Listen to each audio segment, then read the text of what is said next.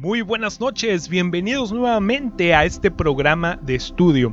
Queremos anunciarles que es nuestro penúltimo programa hablando de este tema de los 31 reyes de la tierra de Canaán. 31 fortalezas que habitan en nuestro corazón y que Cristo, como nuestro Josué celestial, quiere destruirlas todas. Hermanos, este estudio se basa en esos 31 reyes. Este estudio es para cristianos que han avanzado, que han salido de Egipto, que han avanzado por el desierto y que están a punto de llegar a la tierra prometida, a algo que el Señor te ha dado por herencia, a algo en el que tú, en el tiempo que llevas, has recorrido una gran distancia. Pero para que Cristo te dé esa tierra, tú tienes que erradicar estos 31 reyes. Esta noche tenemos con nosotros a nuestro pastor, el hermano Alfredo Santiago, también su familia. Y queremos empezar de una vez con estos temas porque creo que el Señor va a hablar a unos corazones hoy. Vamos a empezar leyendo Josué con los reyes que nos toca estudiar esta noche. Hermana Emily, ¿nos puede ayudar, por favor? Josué 12, 22b, 23a. El rey de Jocneam del Carmelo otro, el rey de Dor de la provincia de Dor otro. Nos toca estudiar esta noche el rey de Jocneam del Carmelo. Hermano Alfredo, Jocneam, ¿qué significa? Muy buenas noches, hermano Pablo, Javes, Emily y Miriam, y todos aquellos que van a estar oyéndonos a través de este medio. Buenas noches, que Dios los bendiga. Es una bendición poder dirigir con ustedes unas cuantas palabras del Señor. Con respecto a tu pregunta, hermano Pablo, que qué significa Jocneam, significa poseído por el pueblo o campo fructuoso. Wow, poseído por el pueblo. Y espiritualmente, ¿de qué nos habla Jocneam, hermano Alfredo? Mira, este rey nos habla de la labor cristiana, solo que egoísta. Estaríamos... La labor cristiana. Pero, hermano Alfredo, la labor cristiana es algo bueno. Definitivamente, la labor cristiana, cuando hablamos de labor cristiana, hablamos de evangelismo, hablamos de ganar almas, hablamos de predicar, hablamos de empezar un templo, de terminarlo, hablamos de campañas, hablamos de músicos, concurso bíblico, sí, todas las cosas que hay que hacer en la iglesia y son enormes. Y es una buena labor. Es una buena labor primero porque es como trabajar en el campo de Dios. Es como ser siervos y servir al Señor en su trabajo, en todo lo que se implementa. Y la labor cristiana de hecho no es malo, gracias a Dios que Dios nos da la gracia para hacer esa labor. Y hay hermanos muy fieles que ayudan en esta labor y que sin ellos nada se podría hacer. Claro que por eso se llama iglesia. O sea, es un conjunto de muchas personas, miembros de la iglesia, y juntamente todos hacemos una labor para el Señor. Solo que a pesar de que la labor cristiana es algo muy bueno, muy saludable, pero solo que este rey de quien vamos a hablar hace esa labor, pero lo hace egoístamente. Wow. Es decir, este rey, su significado es poseído por el pueblo. Creo que este rey lo vemos cuando le ponemos más importancia al ministerio, sea cual sea, que hagamos en la iglesia, que a la relación que tenemos con Cristo y con nuestro Dios.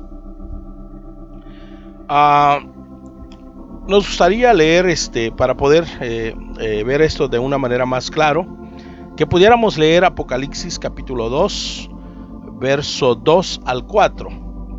Creo que ahí vamos a ver el concepto de qué sucedió con esa iglesia. Parece que esa iglesia es un cuadro muy claro del Este mensaje rey que vamos a dar hoy. Yo conozco tus obras y tu arduo trabajo y paciencia, y que no puedes soportar a los malos, y has aprobado a los que se dicen ser apóstoles y no lo son, y los has llamado mentirosos, y has sufrido y has tenido paciencia, y has trabajado arduamente por amor de mi nombre, y no has desmayado. Pero tengo contra ti que has dejado tu primer amor.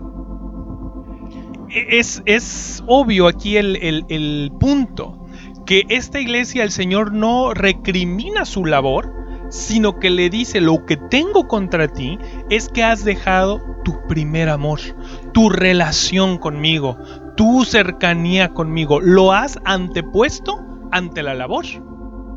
Sí, nunca estuvo en los planes de Dios que el ministerio tomara el lugar de la relación con Dios. Ahora, solo déjame decirte, hablando un poco más de la lectura que la hermana acaba de hacer, la iglesia de Éfeso no era únicamente una iglesia muy trabajadora, sino que además era una iglesia con discernimiento, porque dice que vio que aquellos que decían ser apóstoles eran falsos, no lo eran. Y aparte de eso, era una iglesia con mucha paciencia. Y creo que el Señor de ninguna manera, como tú ya lo has dicho, no estaba enojado con la labor que ellos estaban haciendo. Una de las cosas que el Señor hace énfasis en esos pasajes, especialmente en el verso 4, dice: pero tengo contra ti que has dejado tu primer amor. O sea, lo que acabas de decir, que ellos pusieron el trabajo en lugar de una relación por encima de la relación con Dios. Entonces, nunca estuvo en los planes de Dios que el ministerio sustituyera nuestra relación con el Señor. ¿Cómo sucede esto, hermano Alfredo? Porque estamos hablando de servir al Señor. Muchas veces pensamos que servir al Señor, y sí lo es así, es servir a los hermanos, es estar con ellos, atenderlos en todas las necesidades de la iglesia. Pero hay un llamamiento más grande, que es servir al Señor directamente. Fíjate que Ezequiel, en el capítulo 44, Ezequiel nos habla acerca de se puede decir, de dos cosas a las cuales cada uno de nosotros, como obreros de Dios, hemos sido llamados.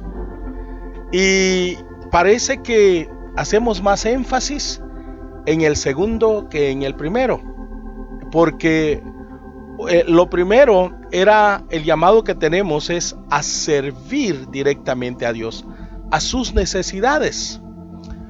Es decir, si Dios le gusta que nosotros le demos alabanza, entonces nosotros servimos de manera directa a Dios, levantando alabanza.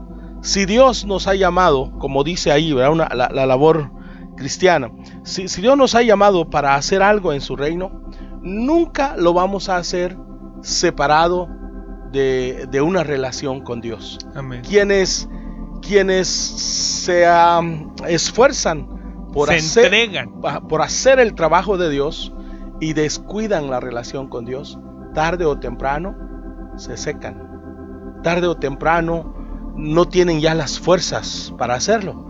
Sin embargo, lo que yo decía, el primer llamado que nosotros, que Dios nos ha dado, es a servirlo de manera directa, a servirle su agua de tomar, a servirle esos aspectos espirituales importantes, los ejercicios espirituales que tienen que ver directamente con Dios.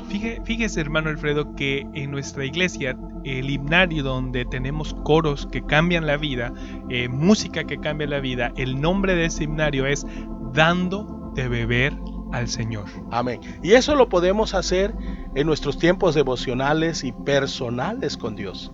Es ahí donde cumplimos el primer llamado, que es estar directamente conectados con el Señor, sirviéndole a las necesidades del Señor. Porque un ejemplo de esto es que si un padre tuviera rancho, tuviera vacas, y el hijo dice: bueno, yo voy a servir a mi papá en darle de comer a las vacas en su rancho y todo. eso está bien, pero el primer llamado de un hijo es a servir al papá en sus necesidades, básicas, mayormente si ya es un anciano. Ahora, el segundo llamado que tenemos según Ezequiel 44 es servir al pueblo. Y es ahí en donde la labor cristiana entra de manera directa.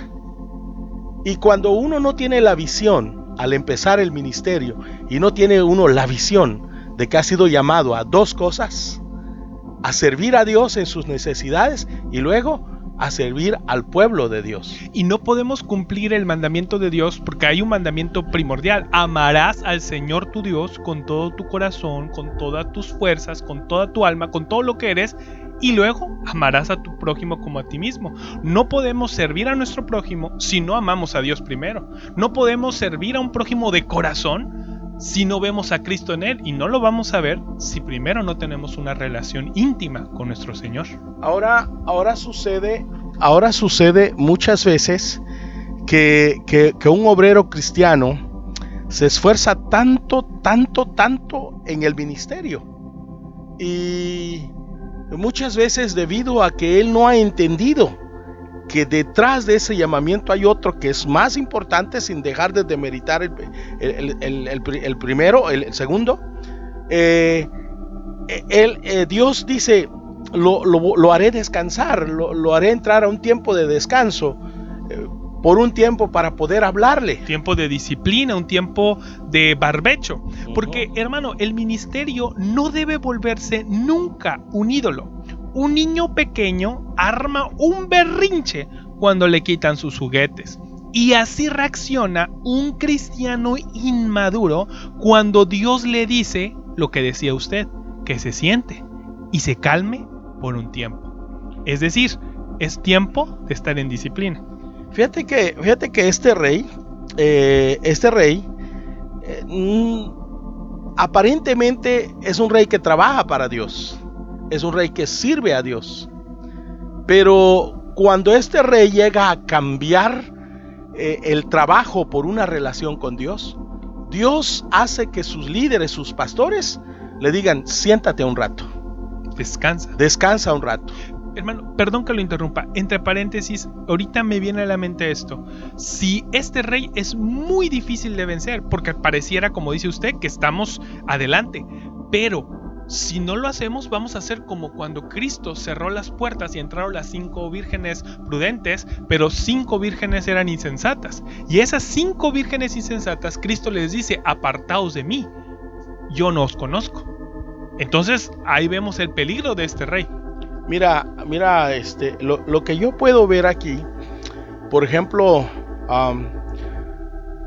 este rey sí, en este sentido es difícil ver el problema ahí y tratarlo, pero este hombre de Dios que ha trabajado, que sigue trabajando, como ya habíamos hablado, Dios lo detiene, Dios lo disciplina, pero es aquí precisamente en donde este rey aparece en la escena, porque es ahí en donde este rey se emberrincha o a la vez muestra su inmadurez, que aún no está listo, y por eso Dios dice: espérate un rato, quiero hablar contigo, quiero barbechar tu vida para poder darte un empuje más adelante. ¿Está bien? Así es, hermano Alfredo. Como bien el ejemplo que dimos, un niño hace un berrinche cuando le quitan sus juguetes. La pregunta es: ¿armaremos un berrinche y perderemos la victoria si Dios temporalmente nos separa de nuestro ministerio para hablarnos? El cristiano maduro, hermano Alfredo, es capaz de sentarse para esperar. Mira, Pablo, me gustaría dar un ejemplo para terminar esta parte que estamos hablando de precisamente de este rey que es poseído por el pueblo. Primera de Crónicas 11:6-7. Y David había dicho: el que primero derrote a los jebuseos será cabeza y jefe. Entonces Joab, hijo de Sarvia, subió el primero y fue hecho jefe. Y David habitó en la fortaleza, y por esto la llamaron la ciudad de David. Entonces aquí vemos lo que usted dice. un hombre que sirve. Sí, aquí Joab aparece en la escena y es aquí en donde él sube a ser el jefe, el general del ejército de David. Pero ahora vayamos a otro pasaje más. Ahí él sirve. Segunda de Samuel 19:13. Asimismo diréis a Amasa: ¿no eres tú también hueso mío y carne mía? Así me haga Dios y aún me añada, si no fueres general del ejército delante de mí para siempre en lugar de Joab. En Primera de Crónicas 11, Joab sube a ser el general, el jefe. Y en este pasaje, último pasaje de Segunda de Samuel 19:13, David en su corazón ha puesto destituirlo, quitarlo. Él ha servido mucho, porque él ha servido con David desde que David reúne a sus 600 rebeldes. Desde ese momento Joab ya estaba ahí sirviendo al rey. Pero ahora David, ¿el Señor? Ahora el Señor a través de David quiere destituirlo, quizás, descansarlo, quizás temporalmente. Y le dice David a Amasa: tú vas a ocupar el lugar de Joab. Y más adelante vemos que cuando Joab se entera de que alguien más va a ocupar su lugar, él encuentra a Amasa en determinado lugar y lo mata. O sea, no solo hizo un berrinche, sino que su odio fue el mismo odio con que Caín mató a su hermano. Entonces, esto es muy preocupante, porque este rey es claro en la vida de Joab.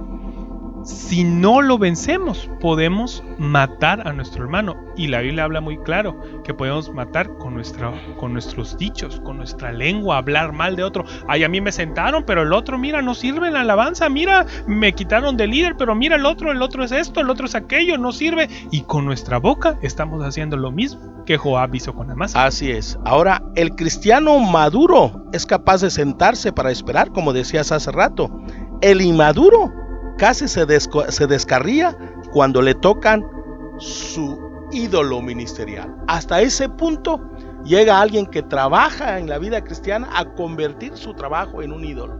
Que nadie lo quite de ahí. Él quiere estar ahí y solo Jesucristo puede trabajar en el ego para poder conquistar a ese rey de nuestra vida. Amén. Que el Señor nos vuelva a nuestro primer amor. Amén. El siguiente rey, hermano Alfredo, es el rey de Dor. ¿Qué significa el rey de Dor? Significa casa, habitación, generación, hogar. Ok, casa, habitación, hogar, generación. ¿Y espiritualmente de qué nos habla esto? Nos habla de las oraciones egoístas. Claro, porque casa puede manifestarse lo que es la casa de oración, un lugar, una habitación donde hacemos peticiones, oraciones, rogativas, y yo creo que lo que Dios quiere que veamos aquí es a quienes queremos favorecer, por quienes oramos, para qué oramos, por qué oramos. ¿Cómo es una oración egoísta, hermano Alfredo? Una oración egoísta da la idea de alguien que dice: dame, dame, dame. Como el hijo pródigo dijo: papá o padre, dame. Pero cuando hubo despilfarrado su caudal, dijo: Padre, hazme. Ahondemos un poquito en el hijo pródigo. Amén. Porque, abramos nuestra Biblia en Lucas, en el capítulo 15, en el versículo 12. Y el menor de ellos dijo a su padre: Padre, dame la parte de los bienes que me corresponde, y le repartió los bienes. Aquí vemos, hermano Alfredo, que el hijo menor le dice al padre: dame. Hoy en día existe un evangelio que es el evangelio de paz, poder y prosperidad.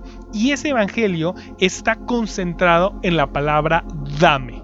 Dame un carro nuevo. Dame mi sanidad, Señor. La reclamo en el nombre de Jesús. Y en este momento abrimos nuestras manos. Es un evangelio de dame lo que me pertenece. Lo reclamo en tu nombre. Sí, y eso es algo muy común en el gran sector de la iglesia. Lo llamamos el evangelio de la extrema prosperidad. En muchos púlpitos en la actualidad es lo que se predica. Pero qué interesante Mira, si solo vemos hacia atrás, podemos ver al hijo pródigo en compañerismo con su padre, con todo a la mano, como hijo tenía una posición, tenía todo. ¿Qué motivó a este joven? En este caso, el padre ahí es una figura de Dios y el hijo pródigo es una figura de nosotros como hijos de Dios. ¿Qué motivó a este joven a hacer tal petición egoísta? Ni siquiera pensó en su padre, ni siquiera pensó en su hermano, no pensó en nadie, simplemente dijo: yo quiero lo que me toca, quiero lo que me corresponde. Y muchas veces la naturaleza del cristiano, que en nada se parece a Cristo, que Cristo siempre fue alguien que se despojó, siempre pensaba en otros, pero cuán poco los cristianos de la actualidad, hijos de pastores y de toda clase de gente, no tienen esa característica de pensar en otros. Así es, hermano Alfredo, como usted comentaba de Cristo, Cristo siempre tuvo en su corazón: no lo que yo quiera hacer, Señor, sino lo que tú quieras. Y esta persona, que es como el hijo pródigo, que tiene este evangelio en su vida, reclama lo que es cierto, nos pertenece como hijos de Dios, pero nunca le decimos: Señor, hágase tu voluntad en mi vida. Y a veces la voluntad de Dios no es darnos lo que pedimos. A veces el Señor quiere dejarnos por algunos motivos en otras circunstancias. Sin embargo, este rey es: dame lo que es mío. Es la casa de oración, y la casa de oración es bendecida y no puede haber aunque Pablo, yo creo que hablando de oración, me llega me recuerdo ahorita que todo hombre de Dios muchas veces tiene un anhelo, y me refiero a David, cuando David tenía el anhelo de construir un edificio para Dios. Y en este momento David se acerca a Natán y le dice que si él podía construir la casa de Dios, porque era su anhelo. Y entonces Natán le dice, pues Natán reconocía que Dios estaba con David y le dijo: pues haz lo que esté en tu corazón. Pero como en la misma noche la Biblia dice que Dios vino a Natán y le dijo: ve a David y dile que él no va a construir la casa, mi casa, por esto o por lo otro. Dios dio razones. Y entonces Natán regresó a David y le dijo que él no iba a construir la casa, pero su hijo Salomón lo iba a hacer. Cuando David supo que su hijo era el que iba a hacer la casa, ¿qué hizo David? Sabiendo ya cuál era la voluntad de Dios en cuanto a él y en cuanto a sus hijos, él fue a la casa, a la habitación de Dios. Y él fue a orar. ¿Y qué le dijo él a Dios? Le dijo a Dios: Señor, yo sé de dónde me sacaste, yo sé quién era. Cómo era humilde David. Pero fíjate que no solo has pensado en mí y en mi tiempo, sino que has pensado en mí aún después de mí.